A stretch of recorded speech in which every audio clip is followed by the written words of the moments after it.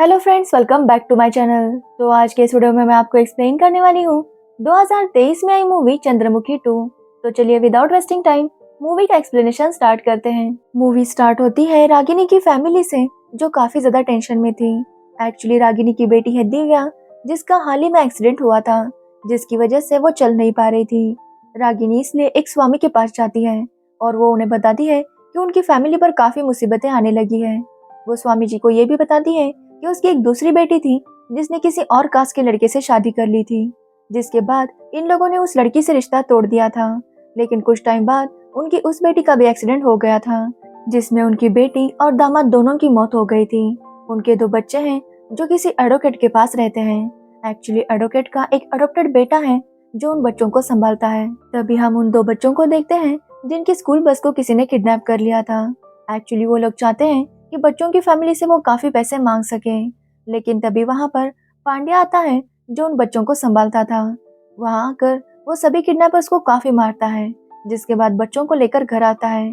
यहाँ पर हमें पता चलता है कि पांड्या को वो बच्चे मामा कह के बुलाते हैं और उन तीनों में काफी ज्यादा प्यार था। तो वही हम स्वामी जी को देखते हैं जो रागिनी को बताते हैं कि उन्हें कुल देवता की पूजा करनी होगी। वो रागिनी से कहते हैं कि उनकी फैमिली ने एक बार भी कुल देवता की पूजा नहीं की। कितने सालों से वो मंदिर वैसा ही पड़ा है और रागिनी वहां पर नहीं गई। इसलिए वो सबसे कहते हैं कि वो जाकर पूजा कर ले, तभी उनकी प्रॉब्लम्स खत्म होगी।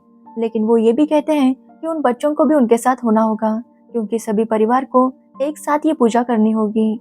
इसलिए रागिनी की फैमिली मना कर रही थी, लेकिन स्वामी जी कहते हैं कि उनके पास दूसरा ऑप्शन नहीं है। जिसके बाद रागिनी बच्चों को बुलाने के लिए मान जाती है। अब उन्हें दुर्गाष्टमी के दिन पूजा करनी थी और पूजा में अभी थोड़ा टाइम था, इसलिए वो डिसाइड करते हैं कि गांव में ही वो किसी घर को रेंट पर लेंगे। तब उन्हें पता चलता है कि उस गांव में एक महल है जो मंदिर से 5 किलोमीटर की दूरी पर था, इसलिए पूरी फैमिली वहीं पर शिफ्ट हो जाती है। उस हवेली का जो ओनर था वो उनसे कुछ छुपा रहा था, लेकिन पूरी फैमिली को यकीन ही नहीं हो रहा था कि वो ओनर है, इसलिए सब लोग उसका मजाक उड़ाते थे। ओनर सभी को पूरी हवेली दिखाता है और कहता है कि कोई साउथ की तरफ ना जाए, क्योंकि साउथ में जो रूम है उसकी सफाई नहीं हुई। एक्चुअली ओनर ये सब कुछ झूठ बोल रहा था, लेकिन फैमिली उसकी बातों पर यकीन कर लेती है और अपने अपने रूम में चली जाती है। कुछ टाइम बाद ही वहां पर पांड्या 2 बच्चों को लेकर आ जाता है, लेकिन बच्चों को देखकर फैमिली वाले कोई भी उनके साथ बात नहीं कर रहे थे और ये देखकर पांड्या को काफी बुरा लगता है।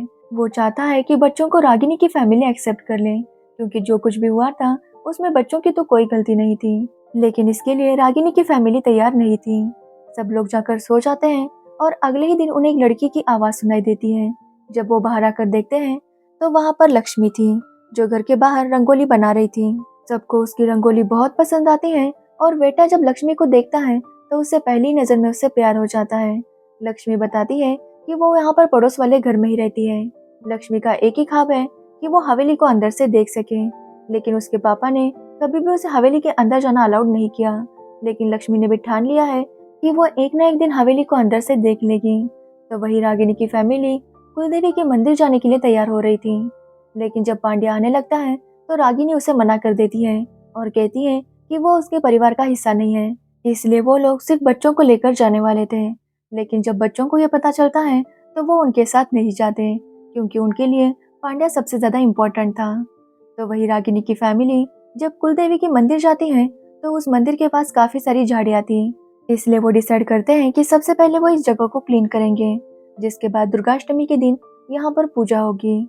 तभी वहाँ पर उन्हें एक अघोरी बाबा दिखाई देते हैं, जो उनसे कहते हैं कि उनके साथ वो नहीं आया, जब तक वो नहीं आता कुछ भी ठीक नहीं होगा। ये बोलकर वो अघोरी बाबा वहाँ से चले जाते हैं। तभी वहाँ पर एक पुजारी आते हैं और रागिनी उन्हें बताती है कि वो लोग यहाँ पर पूजा करने वाले हैं, लेकिन पुजारी कहते हैं कि वो ऐसा नहीं कर सकते और ना ही वो उन्हें ये सब करने देगी। पुजारी कहते हैं कि यहाँ पर चंद्रमुखी की आत्मा है, जो इस मंदिर में कभी भी उजाला होने नहीं देगी, क्योंकि अगर यहाँ पर उजाला हो गया तो वेट्या की आत्मा वापस आ जाएगी और चंद्रमुखी ऐसा नहीं चाहती। इसलिए वो रागिनी से कहते हैं कि वो यहाँ पर पूजा करने के बारे में भूल जाए और यहाँ से चली जाए, लेकिन रागिनी कहती है कि वो उनके फैमिली के लिए पूजा करके रहेगी, इसलिए वो वहाँ के मजदूरों को वो एरिया साफ करने के लिए कह देती है। तो वही रात को गायत्री को देखना था कि साउथ में ऐसा है क्या, इसलिए जब घर वाले सो जाते हैं तो वो साउथ की तरफ जाने लगती है। तभी वहाँ पर उसे एक रूम दिखाई देता है जो काफी ज्यादा डरावना था। तभी गायत्री को वहाँ पर एक घुंघरू मिलता है जिसके ऊपर सिंदूर लगा हुआ था। गायत्री जब उस सिंदूर को फूंकती है तो वहाँ पर कुछ आग जैसा जलने लगता है और हम देखते हैं चंद्रमुखी की पेंटिंग को। तभी गायत्री को एक औरत के चिल्लाने की आवाज आती है, इसलिए सब लोग उस औरत की तरफ भाग जाते हैं। एक्चुअली वो औरत उन्हीं के महल में बाजू वाले घर में रहती थी। वो औरत ने कुछ देख लिया था जिसकी वजह से वो चिल्ला रही थी।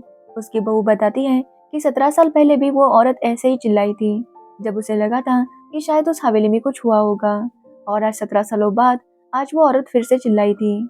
लेकिन फैमिली को लगता है कि शायद कुछ हुआ होगा इसलिए वो चिल्लाई होगी। इसलिए सभी लोग वापस अपने रूम में जाकर सो जाते हैं। जब अगले दिन पांड्या उठता है तो बच्चे उसके पास नहीं थे। ये देखकर वो काफी टेंशन में आ जाता है। वो हर जगह बच्चों को ढूंढ रहा था लेकिन बच्चे कहीं पर भी नहीं मिलते। तभी उसे पता चलता है कि बच्चे रागिनी के पास जाकर सो रहे थे, लेकिन रागिनी का भाई उन बच्चों को मार रहा था कि वो रागिनी के पास क्यों आए। ये देखकर पांड्या उस पर बहुत गुस्सा होता है और उसे बहुत बातें सुनाता है। वो रागिनी से कहता है कि अगर वो खुद की बेटी के बच्चों के साथ इस तरह से बिहेव करती है तो कौन सी देवी उस पर खुश होगी। वो बच्चों से पूछता है कि बच्चे नानी के पास क्यों गए थे, तो बच्चे बताते हैं कि उनकी नानी बिल्कुल उनकी माँ की तरह लगती है।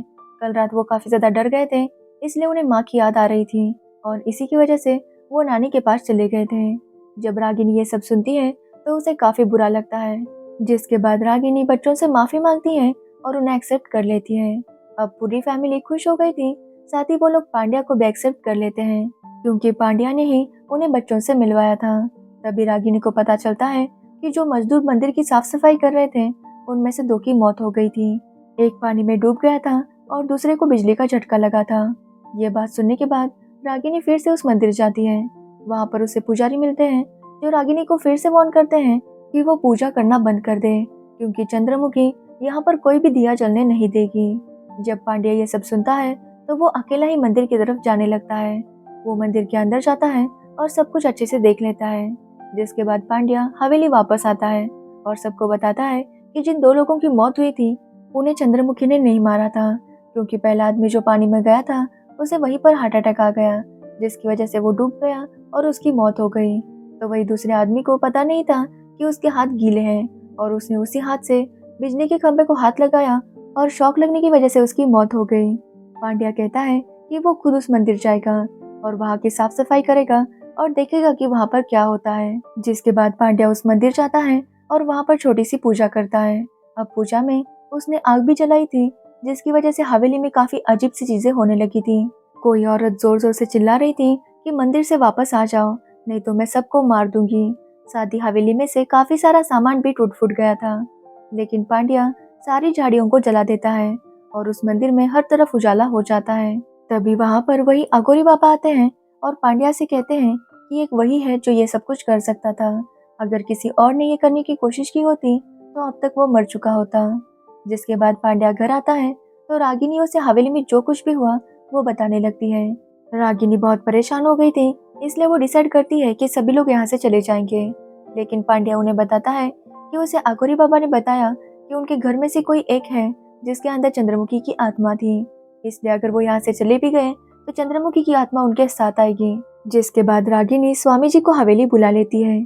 स्वामी जी बताते हैं कि उन्हें पहले चंद्रमुखी के बारे में जानना होगा, इसलिए वो ओनर से चंद्रमुखी के बारे में पूछने लगते हैं। जिसके बाद हमें चंद्रमुखी की कहानी पता चलती है। एक्चुअली काफी साल पहले चंद्रमुखी इसी महल में डांसर थी, लेकिन एक दिन उनके राज्य को दूसरा राजा जीत लेता है और जैसे ही वो चंद्रमुखी को देखता है उसे चंद्रमुखी से प्यार हो गया था, इसलिए वो चंद्रमुखी का पीछा करने लगता है और चंद्रमुखी उसी मंदिर में भाग जाती है। वहाँ पर चंद्रमुखी चुप गई थी। तभी वहाँ पर एक पुजारी आते हैं जो राजा को बताते हैं कि वो चंद्रमुखी के पीछे ना जाए क्योंकि चंद्रमुखी उन्हें पसंद नहीं करेगी, लेकिन राजा का कहना था कि वो चंद्रमुखी को पाकर रहेंगे। जिसके बाद राजा वापस आते हैं और अपने फ्रेंड से कहते हैं कि वो चंद्रमुखी को उनके पास लेकर आए क्योंकि चंद्रमुखी वहाँ से कहीं गायब हो गई थी।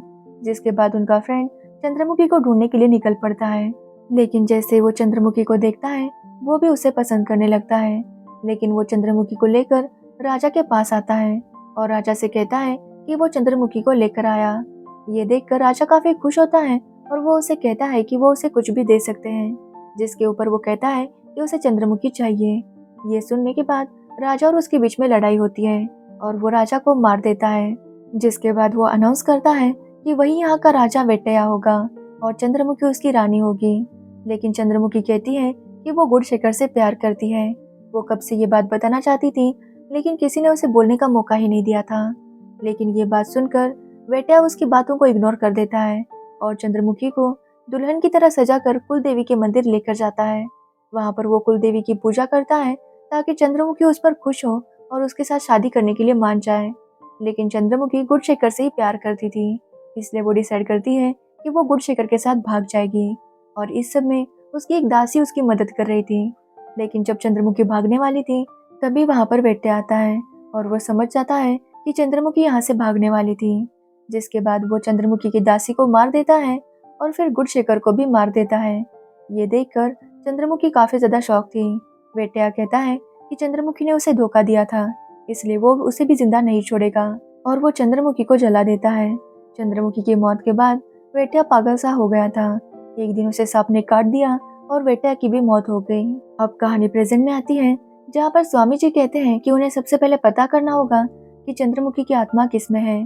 इसलिए वो सभी को चंद्रमुखी के रूम में लेकर जाते हैं और सभी औरतों से कहते हैं कि वो एक एक करके यहाँ पर आकर खड़ी हो जाए। लेकिन जैसे ही वहाँ पर दिव्या आती है, दिव्या का बिहेवियर चेंज हो जाता है। जो दिव्या अभी तक व्हीलचेयर पर थी, वो अपने पैरों पर खड़ी हो जाती है और सबको बताती है कि वही चंद्रमुखी है और सभी लोग यहाँ से चले जाएं, नहीं तो वो सबको मार देगी। अब सब लोग समझ गए थे कि दिव्या के अंदर ही चंद्रमुखी की आत्मा है। स्वामी जी बताते हैं कि दिव्या के गले में जो हार है उसमें एक घुंघरू था और वो घुंघरू चंद्रमुखी का है, जिसकी वजह से दिव्या के अंदर चंद्रमुखी की आत्मा चली गई। तभी गायत्री बताती है कि उसे वो घुंघरू मिला था, लेकिन औरत के चिल्लाने की आवाज सुनने के बाद जब वो भाग रही थी तो उसके हाथों से घुंघरू गिर गया। लेकिन तभी उसने देखा कि दिव्या ने वो घुंघरू उठा लिया है, जिसके बाद शायद दिव्या ने वो घुंघरू अपने हार में डाल दिया और तब से उसके अंदर चंद्रमुखी की आत्मा चली गई। इसलिए स्वामी जी कहते हैं कि कल ही उन्हें एक पूजा करनी होगी और वो पूजा कुल देवी के मंदिर में होगी। तभी दिव्या आती है, जिसके पैर अब ठीक हो चुके थे। साथ ही उसने अभी तक जो भी किया था उसे कुछ भी याद नहीं था। अगले ही दिन सभी लोग कुल देवी के मंदिर जाने लगते हैं। दिव्या कहती है कि अब वो ठीक हो चुकी है तो वो खुद कार ड्राइव करेगी और उसके साथ रागिनी और बच्चे बैठ जाते हैं। लेकिन दिव्या उन्हें कहीं और ही ले जा रही थी। दिव्या चाहती है कि वो सभी लोग मर जाएं और उनकी पूजा सफल ना हो, क्योंकि अगर पूजा सफल हो गई तो वेट्टया वापस आ जाएगा। तभी हम पांड्या को देखते हैं, जो वेट्टया के रूम में चला जाता है। वहाँ पर वो वेट्टया को सिंहासन को देखता है और उसी पर बैठ जाता है। लेकिन तभी कुछ अजीब सा होता है और पांड्या के अंदर वेट्टया की आत्मा आ जाती है। जैसे ही चंद्रमुखी को पता चलता है कि वेट्टया की आत्मा वापस आ चुकी है तो वो गाड़ी रोक लेती है, क्योंकि वो समझ जाती है कि अब इन्हें मारने से कोई भी फायदा नहीं होगा, क्योंकि अब उसे वेट्टया से अपना बदला लेना था। तो वही पांड्या जब इस बारे में स्वामी जी से बात करता है तो स्वामी जी उसे बताते हैं कि दिव्या के अंदर चंद्रमुखी की आत्मा है और पांड्या के अंदर वेट्टया की आत्मा है। इसलिए दुर्गाष्टमी के दिन चंद्रमुखी वेट्टया को मारने की कोशिश करेगी, इसलिए उन्हें आने वाली मुसीबत से लड़ने के लिए तैयार रहना होगा। जिसके बाद दुर्गाष्टमी का दिन आता है और सभी परिवार वाले कुल देवी के मंदिर जाते हैं और पूजा शुरू हो जाती है। जैसे ही वहाँ पर पूजा शुरू होती है, यहाँ पर चंद्रमुखी और वेट्टया के बीच में भी लड़ाई शुरू हो जाती है। दोनों एक दूसरे से काफी लड़ते हैं, जिसके बाद वेट्टया एक रंगोली में आकर गिर जाता है। एक्चुअली ये रंगोली स्वामी जी ने बनवाई थी ताकि वो वेट्टया की आत्मा पांडे के अंदर से निकाल सके और वो फाइनली पांडे की बॉडी से वेट्टया की आत्मा को निकाल देते हैं। लेकिन चंद्रमुखी के लिए अभी भी पांडे वेट्टया ही था, इसलिए वो उसे मारने की बार बार कोशिश कर रही थी और उससे बचने के लिए वेट्टया खुद को कर्टन में कवर कर लेता है। चंद्रमुखी जैसे ये देखती है वो उसकी गर्दन काट देती है। तभी वहाँ पर स्वामी जी आते हैं और चंद्रमुखी से कहते हैं कि उसने अपना बदला पूरा किया। जिसके बाद वो चंद्रमुखी से कहते हैं कि वो वेट्टया को जला दे और चंद्रमुखी वैसा ही करती है। फिर स्वामी जी उसे कहते हैं कि अब उसका बदला पूरा हो चुका है, इसलिए वो दिव्या की बॉडी को छोड़ दे और चंद्रमुखी दिव्या की बॉडी को छोड़कर चली जाती है। तभी वहाँ पर पांड्या आता है और हमें पता चलता है कि कर्टन में अघोरी बाबा थे, जो चाहते थे कि उन्हें मौत मिले, लेकिन उन्हें कब से मौत नहीं मिल रही थी। एक्चुअली अघोरी बाबा कोई और नहीं बल्कि उसी मंदिर के पुजारी थे जहाँ पर चंद्रमुखी छुपी हुई थी और वो कब से खुद की मौत का इंतजार कर रहे थे। उनकी मौत बस चंद्रमुखी के हाथों ही लिखी थी, इसलिए उन्होंने खुद की कुर्बानी दे दी। तो वही दिव्या और पांड्या भी ठीक हो चुके थे और वो सभी लोग जाकर पूजा कंप्लीट करते हैं। तो वही पांड्या ने भी लक्ष्मी को इम्प्रेस कर लिया था, इसलिए अब वो साथ ही रहने वाले थे और इसी के साथ ये मूवी एंड हो जाती है। तो ये थी चंद्रमुखी 2 मूवी की स्टोरी। अगर आपको इस मूवी की स्टोरी और मेरा एक्सप्लेनेशन पसंद आया हो तो वीडियो को लाइक, कमेंट, शेयर जरूर करें और मेरे चैनल को सब्सक्राइब करना बिल्कुल मत भूलना। Thanks for watching the video.